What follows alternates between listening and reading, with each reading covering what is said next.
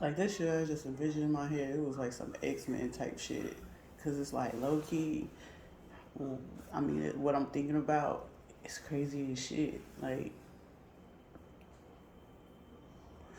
the things people try to pull on you, people reflect out to you what you go through in life. It don't matter what it is. People reflect back to you what you may have went through and you probably suppressed and probably try to forget about, or it was a distress, depressed, whatever the case may be. So that's why, like, low key, like, it's not even a low key. On some real shit, I wouldn't ever get mad at the LGBTQ, ABC, whatever the fuck the acronyms they have now with that community because my first experience was there. You know what I'm saying? But seeing it, you know what I'm saying, like through their eyes of why some people do what they do, who they choose to be with, what they choose to do, whatever. Like a lot of things, a lot of people probably like, oh, she took a lot of L's. She's taking a lot of nah, I was learning a lot of motherfucking lessons. Yeah.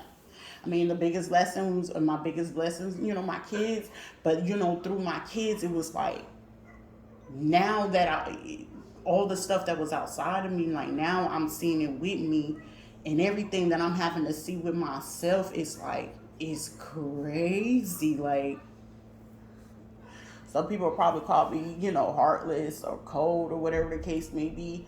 But truth be, like when it comes to my kids, I learned everything through my kids, and like I'm grateful for the good, the bad, the happy, the sad. Like you gonna go through all of that with your kids. That's why ain't nobody, a person that's really heartless is a person that can't really deal with kids. You know what I'm saying? If you can't deal with your kids and stuff like that, regardless of like how bad or how hard it gets, and you can't learn to love through it and just realize what it is, like I was learning through my losses, so that's why I was so grateful. Like everybody, you got a lot of kids, man. I want 13 of them motherfuckers. You know what I'm saying? Because it's like they're such a blessing, and you learn so much from your kids, and you learn so much about yourself through your motherfucking kids. That's why I couldn't really ever really fathom or understand, like, what my family did. I struggled to understand that, but now I understand. Like it is what it is. They gonna do what they gonna do. But it was just like how low down and how dirty situations can get is just ridiculous. It's ridiculous. Like the stuff that I had to go through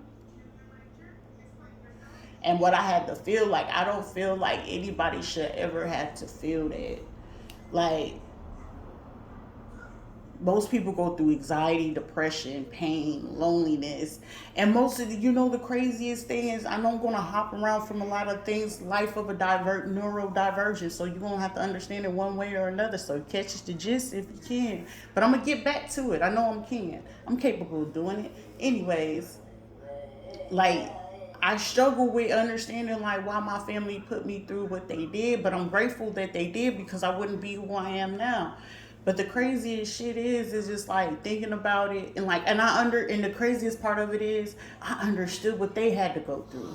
But I was like I was the parent in my situation. You know what I'm saying? I was the parent.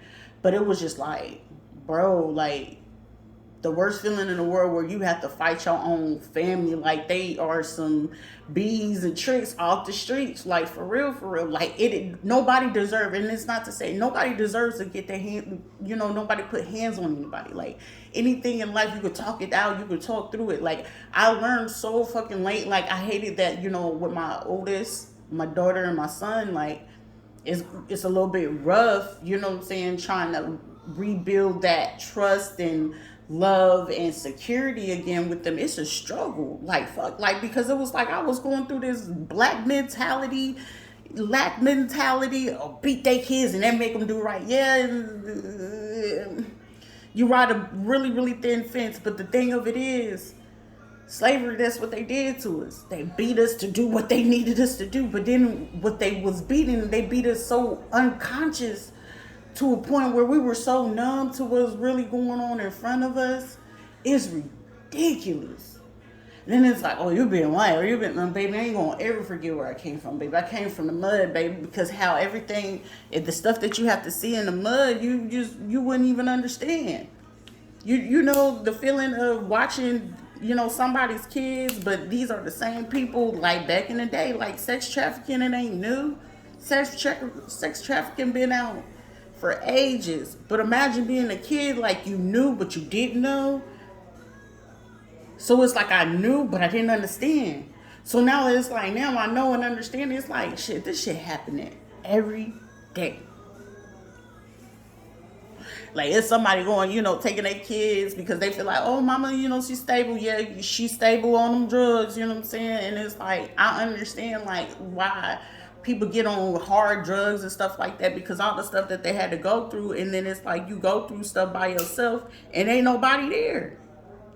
Ain't nobody there because it's like ain't nobody took the time to say, hey, I'm fit to get therapy. But the ones that were doing it, it was like they had to flip and finesse and try to get through. And it's just like, what's next? Like when you go through that healing journey to understand like what's next, like it gets to a point where it's not even what's next no more. It's just like, hey, God, lead me to what I gotta do. You know what I'm saying? And your only job is make sure like, hey, I'm not gonna be a part of the matrix. You just don't participate in the matrix. But once you participate in the matrix, hey, them chances and you meeting your fated destiny sooner than what you needed to is very possible. You know what I'm saying? It's like I like to do hood ratchet things with my friends too, but baby, is it worth me missing out on the chance and opportunity to see my kids have kids and their kids have kids and enjoy it peacefully, happily, in harmony? Not, hey, if they want to be in the crab and the barrel, that's what they can do. I had refused and I had chose.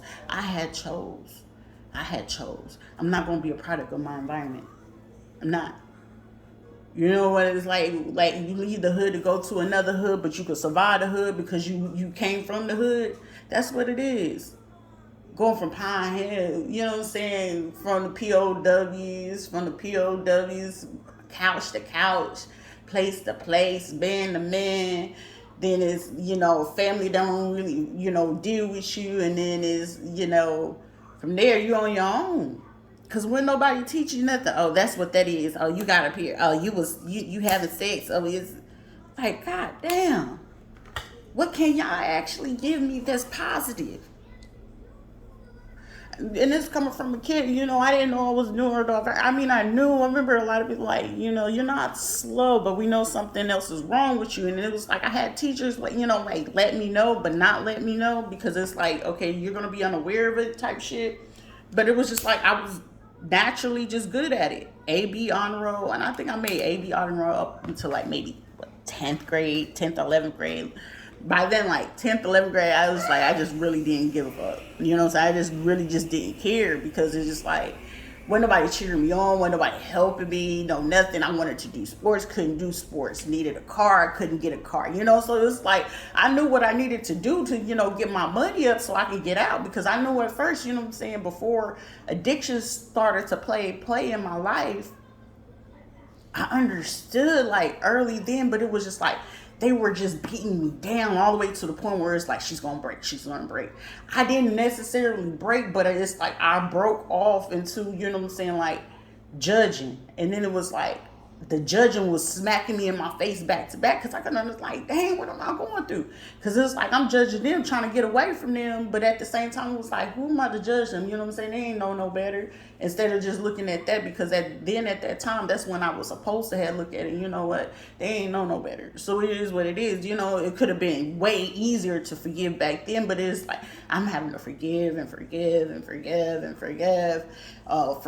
Forget. Like, no, we're not going to let you forget that. Like, that did affect me, and it's like you still moving how you affected me then, now, and it's like you're not changing, and you don't plan to change, but then it's just like you want me to feel bad and guilty and ashamed and embarrassed, but you out here selling out this store just to keep up an image for yourself because y'all don't know how to be entertaining within yourself. Like, bro, it's beyond me.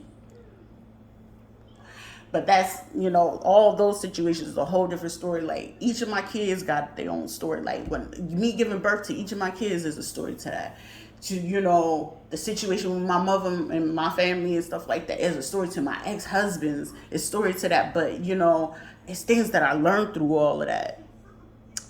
But all in all, it's just like, yeah, that's just life for real, though. Anyways, subscribe to the podcast. Read a Lotus. If you like the vibe, leave a comment.